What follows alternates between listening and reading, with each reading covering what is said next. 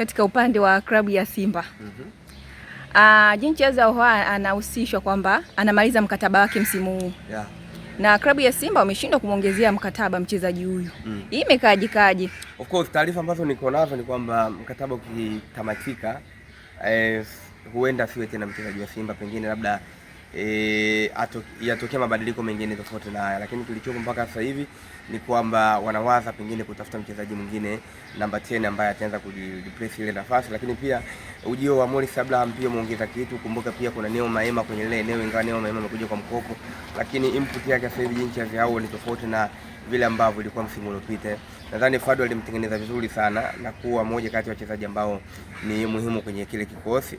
Input yake ilikuwa ni kubwa tofauti na hivi ambavyo ligi imeanza. Kwa hiyo na waelewa Simba pengine, lakini mimi nataka kuamini kwamba ni moja kati ya key player kwenye ile eneo. Wanahitaji kuendelea kumpa nafasi ya kucheza kwa sababu amekuwa na mchango wa mazingira namna kama hayo, lakini kama anaamua kuachana naye labda ningewaelewa kama ni mchezaji mwenyewe ametaka kuondoka, lakini kama timu naamini bado walikuwa wanahitaji kuwa na mchezaji wa aina ya uchezaji kama alivyokuwa Jean Charles Ahoua, kwa sababu unajua ukicheza kama namba 10 kuna namna watu wanafikiria ucheze huo na mambo mengi mguuni, lakini ukikosa kuwa na mambo mengi watu wanakutafsiri kuwa ni mchezaji wa kawaida, lakini wanatakiwa kuelewa kwamba hizi namba 10 mchezaji wao ni wa tofauti. Kuna namba 10 ambaye utapata vitu mguuni na kuna namba 10 ambaye atakupa numbers and assist tu, kwa maana yeye ni forward thinker moja kwa moja. Labda kutokana na kushuka kwake inategemea na makocha, kwa sababu Simba imekuwa ikibadilisha makocha. Yes. Ndio maana nikasema sasa hivi amekuja Steven Robert Barker, ni kocha ambaye atahitaji kupata time ya kuwapima wachezaji wake, kuwaona ajue ubora, kwa sababu huyu ni kocha ambaye anafahamu ubora wa Neo Maema, kwa sababu kwenye ligi ambayo alikuwa anafundisha Neo Maema amecheza akiwa Mamelodi Sundowns kwa muda mrefu, na yeye alikuwa anafundisha Stellenbosch kwa muda mrefu, na ni kocha South Africa ambaye anawafahamu. Kwa hiyo kuna baadhi ya wachezaji anahitaji game time kuwafahamu, lakini pia Jean Charles Ahoua unakumbuka amecheza nusu finali ya michuano ya shirikisho msimu uliopita, na Steven Becker alikuwepo kipindi hicho akiwa kama kocha wa Stellenbosch. Kwa hiyo anamfahamu na anafahamu ubora wa Jean Charles Ahoua. Pengine tuangalie namna gani anaweza kwa improve wa watu. Unajua moja kati ya sifa ya kocha wa Simba ni kuimprove kile ambacho wachezaji wako nao. Watu ambao wanamfahamu Ikram Raina, mchezaji sasa hivi anacheza Mamelodi Sundowns, ni miongoni mwa wachezaji ambao walipita kwenye makuzi ya soka la Steven Becker. Kwa hiyo ana uwezo wa kuimprove watu kutoka kwenye hali ya kawaida na akawainua akawa juu. So tutarajie mapya pengine kutoka kwa kocha mpya wa Simba. Lakini huyo tumzungumzie kocha mpya wa Simba Steve, ambaye ameondoka katika timu ya Stellenbosch FC akiwa amewacha nafasi ya 14, 3 kutoka mwisho, na akiwa amefungwa mechi 3 I think, na akiwa amesali mechi 3 na 8, akiwa amedraw ameshinda. Tuangalie ubora wake huyu kocha, kwa sababu unamjua Vincent Kompany? Nani? Vincent Kompany ni kocha wa Bayern Munich. Ni kocha ambaye alikuwa anafundisha Burnley ya England. Alishusha daraja, lakini msimu ambao alishusha daraja ndio msimu ambao Bayern Munich ni klabu kubwa ilimsaini kama kocha mkuu, na mpaka leo Bayern Munich ni moja kati ya timu ambayo ni tishio, inafanya vizuri na ni tishio barani Afrika, barani Ulaya. Kwa nini? Watu huwa wanaangalia nini unaweza ukaimplement, nini unaweza ukawasilisha kwa wachezaji na mbinu zako zikafanya kazi. Stellenbosch kwenye budget ni timu ambayo inazidiwa na Simba kwa maana ya ukubwa na kumiliki wachezaji ambao wana hiyo quality, na ndio maana msimu uliopita walikutana kwenye hatua nusu finali waliondoshwa. Kwa hiyo watu hawaangalii matokeo ambayo walikuwa wanapata kocha, sawa? Wanaangalia input yako kama kocha na nini unaweza address kwa wachezaji. Kwa hiyo wao hawajasajili matokeo, wao wamesajili ubora wa kocha na namna ambavyo ana implement mechi. Mfano kama wewe Zara sasa hivi upo kwenye online media una push, watu wanaweza kukuona kusema huyu ana potential, wakakupeleka kwenye mainstream.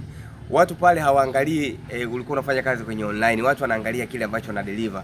Kwa hiyo ukitengenezewa mazingira rafiki, unaweza kuwa mtangazaji hatari zaidi kwenye mainstream, kwa sababu watu wanaangalia ile idea. Kwa hiyo uhusiano wa kocha kumaliza kwenye nafasi ya 14 hauhusiani na uwezo wa kocha wa kwenye kufundisha, kwa maana tactical na namna ambavyo anaweza ku manage wachezaji. Lakini watu wanasema kwamba amekuja kwenye wakati mgumu. Simba imepoteza makocha kama wawili hivi hapa katikati. Hakuna wakati rahisi kwenye kufundisha. Yaani hakuna wakati ambao utaenda kuwa comfortable. Wakati wowote ule kocha unapata timu ikiwa kwenye pressure. Lakini kuna kuzidiana Of course, iwe kwenye pre-season, Mfano kama Simba sasa hivi wanahitaji kufanya vizuri, si ndio?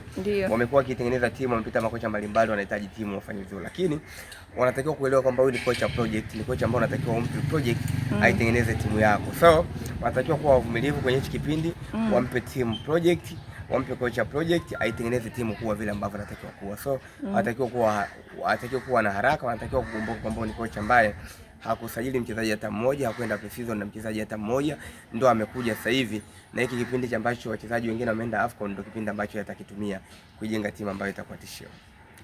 Tuzungumzie sasa usajili kwa upande wa Simba. Tetesi zipoje kwa mtaa wa Msimbazi? Sasa hivi hakuna tetesi ya mchezaji yoyote ambaye anahusishwa na Simba kwa sababu moja tu. Kwa sababu unajua Simba amefanya usajili mkubwa sana, na mimi ukiniambia ni shauri Simba, nitakwambia kwamba hawahitaji kufanya sajili ya mchezaji yoyote currently kwa sababu wamefanya sajili za wachezaji wengi na hawajapata room bado ya kuprove. Na ngoja nikwambie mpaka sasa hivi hawana hata mechi 15 ambazo Simba wamecheza kwenye ligi.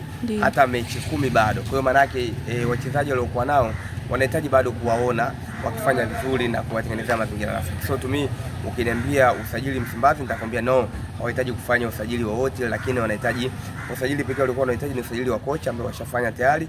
Kwa hiyo wanahitaji kumpa time kocha kuitengeneza timu. Wachezaji waliokuwa nao ni wengi na wanatosha kabisa. Lakini kuna mchezaji anahusishwa Abdalla Balabanda, I think of course, lakini kutoka Fountain Gate. Definitely, lakini mimi nikwambie kitu. Hawa wachezaji wa ndani huwa watofautiani sana uwezo. Sawa? Pengine mtu angekuja kuniambia kwamba wanahitaji full back wa kushoto wa kusaidiana na Mligo. Wanahitaji full back, lakini unampata wapi sasa hivi? Kwa sababu hao wachezaji ambao ni top notch kwenye maeneo wapo kwenye mikataba yao na wanafanya vizuri. Huwezi kumpata mchezaji rahisi bora kwenye kipindi hiki. You understand? Kwa hiyo unahitaji ku maintain squad ambayo uliokuwa nayo, kwa sababu mchezaji anayetoka Fountain Gate usitarajie moja kwa moja kwamba anaweza kaja akakiwasha moja kwa moja. It takes time pia ku adapt. Ile ni Simba na Simba ipo kwenye pressure, you see. Kwa hiyo mimi naamini Simba kama benchi la ufundi litakuwa na usahihi wa maono, naamini hawahitaji kuadi mchezaji yoyote kwenye hichi kipindi kwa sababu huyo of course hawahitaji kuadi mchezaji yoyote kwenye hiki kipindi kwa sababu wana wachezaji wengi sana. Kinachotakiwa kufanyika ni kuona kocha namna gani anaweza kabosti viwango vya wachezaji walio. Wachezaji wapo lakini ndio hivyo tena. No. Wafanye vizuri sana. No, kwani wana muda gani? Kwani Simba wamecheza mechi ngapi? 4 au 5. Kwenye ligi wamecheza mechi 5, sawa? Mechi 5 na wamepoteza mechi moja dhidi ya Azam, si ndio? Mechi ambayo ni debatable, yani kupoteza dhidi ya Azam sio story, sawa? Na wamepoteza mechi 2 kwenye klabu bingwa. Klabu bingwa ambazo waliofungwa ni story ambayo inaeleweka. Kufungwa na Stade Malien kwao, kufungwa na Petro Atletico ni issue ambayo inaeleweka. Kikubwa walikuwa wanahitaji kocha, sawa? Kocha ambaye walishampata Anzeni anahitaji hiyo time ya kuweza kuitengeneza timu. Only that. Lakini sasa hivi kwenda kutafuta wachezaji wengine hawezi kupata au grade A ambayo Simba itawasaidia. Wanahitaji kuwa maintain hao wachezaji waliokuwa nao na kutengeneza mazingira rafiki ya kuweza kupambania ubingwa. Je, wachezaji gani ambao kwa Simba labda wataweza kutoka kwenye mkopo kwa mkopo? Kwa mkopo mpaka sasa hivi sina story ambazo zimenifikia kwamba kuna wachezaji wanatakiwa kutoka kwa mkopo. Unajua kumtoa mchezaji kwa mkopo ni wakati ambao wewe mwenyewe pia umeridhika na ulichokuwa nacho.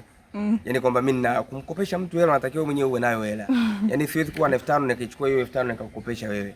Hata kama nina upendo namna gani. Yaani lazima nijiangalie mwenyewe. Kwa hiyo Simba bado haijaseto, wanahitaji kuwatumia wachezaji waliokuwa nao kuitengeneza hiyo timu tishio. So to me naamini ni wakati ambao Simba hawahitaji kutoa mchezaji, pengine kama kuingiza wanatakiwa kwenda kumuingiza mchezaji ambaye ana huo ubora mkubwa kuliko aliyopo. Tumwangalie Johnson Soa. Ni mchezaji ambaye anaonekana ana utovu wa nidhamu na amepewa faini ya milioni 1 na mechi 5. Anaikosa dabi ya Yanga. Of course, kwa sababu kwanza unajua msimu unaanza yeye alikosa dabi pia ya ufunguzi kwa sababu ya hiyo changamoto. Ni mchezaji mzuri lakini changamoto yake kubwa ni discipline. Nidhamu yake ni ndogo kweli. Hajawahi kuwa na nidhamu. Always mimi nimekuwa nikizungumza kwamba ni mchezaji mzuri lakini discipline yake uwanjani ni ndogo kweli. So sometimes ni yeye mwenyewe anatakiwa kufanywa counseling na watu wa karibu yake kuamini kwamba anatakiwa kuwa na hiyo discipline anapokuwa uwanjani kwa sababu yeye ni mshambuliaji. Wakati mwingine yeye inamuathiri yeye kama mshambuliaji, usiye? Kwa sababu pale kuna washambuliaji watatu. Kuna Soa, kuna Mkwala, kuna Mwalimu, sawa? Maana yake yeye akitoka hao wawili wanaingia. Usiye?